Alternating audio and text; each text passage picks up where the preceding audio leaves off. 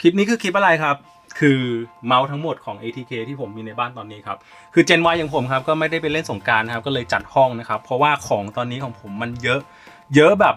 ไม่มีที่จะเดินอันนี้พูดจริงๆนะครับเพราะว่ามันเยอะมากแล้วก็ผมไม่ได้ปล่อยเลยผมเลยวางแผนว่าปีเนี้ยผมจะปล่อยเกมมิ่งเกียร์ไปบ้างนะครับก็ยังไงเราติดตามแล้วกันจะปล่อยทางช่องทางไหนนะครับแต่แบบก็เป็นราคาที่เอื้อมถึงแล้วกันนะครับแล้วก็นี่คือเมาส์จาก ATK ทั้งหมดครับก่อนที่ผมจะปล่อยผมก็เลยอยากจะเล่าคร่าวๆนะครับว่าตัวไหนโคลนอะไรนะครับซึ่งเมาส์จาก ATK เขาเป็นแบรนด์จีนนะครับที่ส่วนมากตอนเนี้ยเขาจะนำรูปทรงจากเมาส์อื่นๆมาใช้นะครับพูดตรงๆก็คือไปก๊อปปี้เข้ามาแหละนะครับซึ่งมันก็ไม่ใช่เรื่องที่ดีเท่าไหร่นะแต่ผู้บริโภคอย่างเรานะก็ด้วยงบจำกัดนะครับก็การที่ใช้เมาส์โคลนมันก็สู้กับเมาส์ต้นตำรับได้เหมือนกันนะในบางเรื่องนะครับเรื่องราคาจะมีความถูกกว่านะครับแล้วก็บางตัวที่โคลนเนี่ยน้ำหนักเบากว่าแล้วก็ประสิทธิภาพดีกว่าด้วยนะครับโอเคเริ่มจากตัวไหนก่อนดีตัวแรกผมขอเริ่มเมาส์ที่ผมชอบที่สุดของ ATK แล้วกันคือเจ้า Duckbill ตัวนี้ครับ ATK Duckbill ครับเขาโคลน Actify M42 ครับซึ่งเป็นเมาส์หน้าต่ำท้ายโด่งนะครับเมาส์หน้าต่ำท้ายโด่งจุดเด่นคือตรงกลางจะมีความแคบครับแล้วก็เพื่อนๆลองดูสีดิเป็นรุ่นเดียวนะครับที่มีสีม่วงแล้วก็เป็นม่วงเมทัลลิกสวยมากนะครับที่สำคัญคือกล่องเขาครับ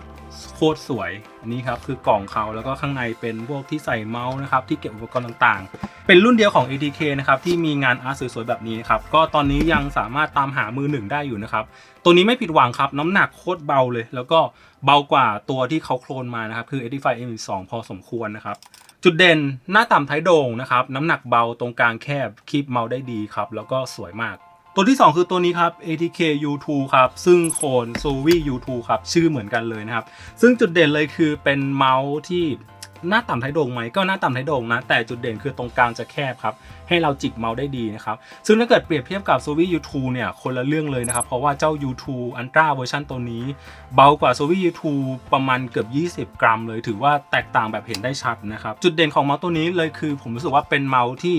ด้านหลังนะครับมีความนูนโด่งสัมผัสกับอุ้งมือเราได้ดีนะครับแล้วก็เป็นเมาส์ที่รู้สึกจับได้ง่ายนะครับไม่ได้เป็นทรงที่แปลกอะไรนะครับใครมาจับก็น่าจะเข้ามือนะครับแล้วก็จุดเด่นเลยคือโคตรเบาเลยเป็นเมาส์เบาแต่รูปทรงไม่ได้เล็กเกินไปนะครับคิดว่าคนมือใหญ่มาจับมาคีบไม่เกิดปัญหาอะไรนะครับตัวนี้ก็ยังสามารถหาซื้อมือหนึ่งได้เหมือนกันนะครับแล้วก็เขามีออกเป็นเวอร์ชัน2แล้วนะครับซึ่งคิดว่าไม่ได้แตกต่างจากเวอร์ชันแรกมากเท่าไหร่ตัวต่อไปครับ X1 V2 แล้วก็ F1 V2 ครับเมาส์ที่โคลนเจ้า Viper มาทั้ง2ตัวนะครับตัวนี้ครับ X1 โคลน Viper VT Pro นะครับส่วน F1 โคลน Viper Mini นะครับนี่คือหน้าตาของเจ้า2ตัวนี้ครับอย่างที่บอกไปเขาโคลน Viper นะครับถ้าถามว่า2ตัวนี้สามารถสู้ต้นตำรับที่เขาโคลนมาได้ไหมนะครับตัวนี้โคลน Viper VT ใช่ไหม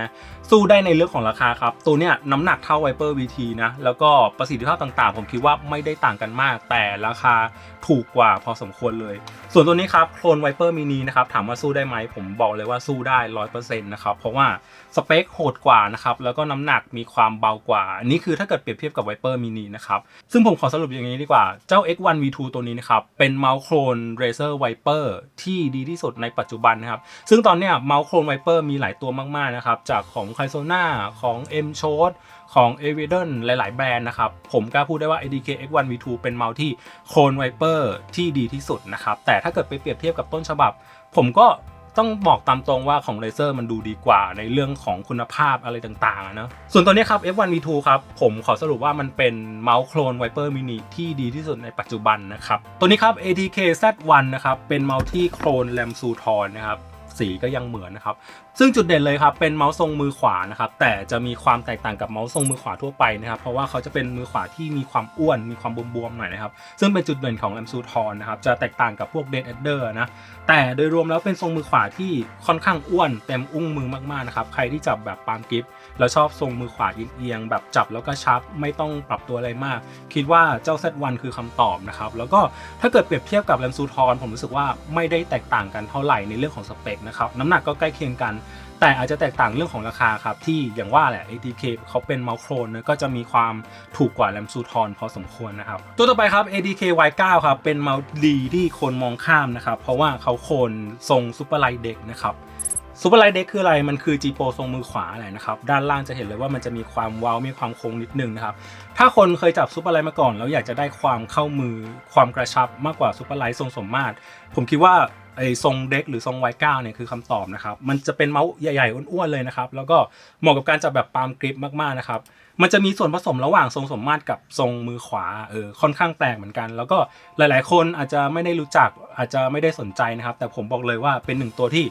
อยากจะให้ลองนะครับหลายๆคนไม่ได้สนใจแต่มันดีครับอันนี้ในฐานะคนมือใหญ่มาจับนะครับเป็นเมาส์หนึ่งตัวที่ผมชอบครับแล้วก็ตัวนี้ครับความพิเศษคือเขาเป็นเมาส์คาร์บอนไฟเบอร์ครับคือ ATK Ghost นะครับรูปทรงเนี่ยจะมีความคล้ายๆกับ Viper Mini นะครับแต่วัสดุเนี่ยจะเป็นคาร์บอนไฟเบอร์ก็คือจะมีความแข็งแรงมากๆแล้วก็มีน้ำหนักที่เบามากๆนะครับที่สำคัญความลิมิเต็ดคือสเปคข้างในแรงสุดๆครับซึ่งถ้าเกิดใครตามหาเมาส์ทรงเล็กนะครับทรง Viper Mini เนี่ยเราก็จะมีตัวเลือก2ตัวคือเจ้า F1 ใช่ไหมครับกับเจ้า Ghost ตัวนี้จะเป็นรูปทรงเดียวกันนะครับแตกต่างกันที่วัสดุนะครับระหว่างพลาสติกกับคาร์บอนแบบนี้นะครับที่สำคัญเขาเป็นเมาส์คาร์บอนไฟเบอร์ที่ราคาเอื้อมถึงได้ง่ายครับแบรนด์อื่นเนี่ยเป็นคาร์บอนเหมือนกันแต่ก็ราคาจะแรงกว่านี้เยอะเลยตัวต่อไปครับเมาส์ที่ขายดีที่สุดของแบรนด์ ATK ครับคือ ATK A9 ครับแล้วก็เวอร์ชันที่อยู่ในมือผมเป็นเวอร์ชัน Air นะครับเวอร์ชันที่เบาที่สุด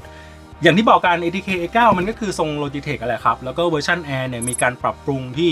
ดีที่สุดในปัจจุบันที่ผมรู้สึกนะอย่างแรกเลยคือน้ำหนักที่มันเบากว่านะครับแล้วก็ฟีดเมาส์มีการปรับปรุงครับเป็นฟีดผืนใหญ่แล้วนะครับถ้าเกิดเปรียบเทียบกับ Logitech อันนี้ขอเปรียบเทียบกับSuperlight 2แล้วกันนะครับผมรู้สึกว่ามันดีกว่า Superlight 2ในความเห็นของผมนะดีกว่าในเรื่องของสเปคเรื่องของน้ำหนักที่เบากว่านะครับแล้วก็เรื่องอะไรต่างๆยิบย่อยที่ผมรู้สึกว่ามันสร้างมาเพื่อล้ม Superlight 2อ่ะแต่ถ้าไปเปรียบเทียบกับ Super Style ผมก็ลังเลเหมือนกันนะแต่อันนี้ส่วนตัวนะครับคนอื่นคิดไม่เหมือนผมไม่เป็นไรผมรู้สึกว่ามัน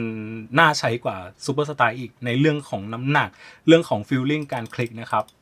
จริงๆเรื่องนี้ผมเล่าไปในคลิปรีวิว Super Style แล้วล่ะแต่มันเป็นอย่างนั้นนะครับแล้วก็ราคาเอื้อมถึงได้ง่ายมากๆด้วยนั่นแหละครับเป็นเมาส์ที่ขายดีที่สุดของ ATK ครับถ้าใครยังไม่เคยลองก็อยากแนะนำนะครับแล้วก็ตัวสุดท้ายครับเป็นตัวที่กินพื้นที่ในบ้านผมที่สุดนะครับทำให้ผมต้องปล่อยออกไปทั้งหมดคือตัวนี้ครับ ATK Zero ครับอันนี้เป็นเวอร์ชัน Extreme นะครับเป็นเวอร์ชันท็อปที่สุดนะครับซึ่งกล่องโคตรใหญ่ครับกินพื้นที่บ้านนะครับใหญ่ไม่พอนะครับข้างในยังไม่ได้มีอะไรเลยนะครับเป็นของที่คิดว่าเขาทำมาไร้สาระมากๆในเรื่องของขนาดกล่องนะครับ ATK Zero ครับเขาโคลน VXE Matte R ครับเป็นเมาส์หน้าต่ำไทโด่งซึ่งตรงกลางมีความกว้างนะครับเมาส์ตัวนี้มีความมั่นคงสูงมากนะครับแล้วก็ Zero เนี่ยจุดเด่นเลยคือเรื่องของพื้นผิวที่เขาจะเป็นแบบ transparent นะครับจะเป็นใสๆหน่อยแล้วก็สเปคเป็นเวอร์ชันท็อปสุดในปัจจุบันเวอร์ชัน Extreme เนี่ยเขาใช้ MCU ที่โหดที่สุดนะครับแต่อย่างที่ผมรีวิวไปในคลิปเต็มไปคิดว่าเวอร์ชัน Extreme ไม่จำเป็นเท่าไหร่นั้นนะครับเอาเวอร์ชันธรรมดาก็ได้แรงเหมือนกันนะครับแล้วก็ราคาถูกกว่ากล่องก็จะเล็กกว่าด้วยนะครับอันนี้ยังมีขายนะครับเขาเพิ่งวางขายได้ไม่นานนะครับใครอยากหามือหนึ่งก็ลองไปสอยดูนะครับซึ่งเมาส์ของ ATK รุ่นใหม่ๆครับเขาก็จะให้ตัวรับเป็นแบบนี้นะครับเป็นเกม 8K นะครับก็จะมีความเสถียรในการส่งสัญญาณไร้สายนะครับยิ่งคนชอบใช้ 4K 8K การใช้ตัวรับแบบนี้ก็จะมีความเสถียรมากที่สุดนะครับนั่นแหละนี่คือทั้งหมดของเมาส์จาก ATK ครับผมน่าจะเป็นช่องแรกบางที่รีวิวครบทุกตัวในแบรนด์ ATK นะครับไม่ได้เป็นแบรนด์ Ambassador นะครับแล้วก็ไม่ได้ค่าจ้างด้วยคิดว่ามันเป็นเกมมิ่งเคที่ราคาถูกแล้วก็เอื้อมถึงได้ง่ายนะครับแล้วก็ประสิทธิภาพดีด้วยนะครับเอามาฝากกันครับใครสนใจตัวไหนก็ลองคลิกลิงก์ด้านล่างดูแล้วกันนะครับแล้วก็ผมคิดว่ามีอีกหลายตัวนะครับที่ผมจะปล่อยไม่ได้มีแค่ ATK นะครับคิดว่าปีนี้น่าจะเคลียร์สต็อกในบ้านผมนะครับซึ่งมันจะทับตัวผมแล้วนะครับอยู่ข้างหลังเนี่ยเพียบเลยโอเคประมาณนี้ครับใครสนใจตัวไหนหรืออยากสอบถามอะไรพิมพ์ไว้ใต้คลิปนี้ได้เลยครับ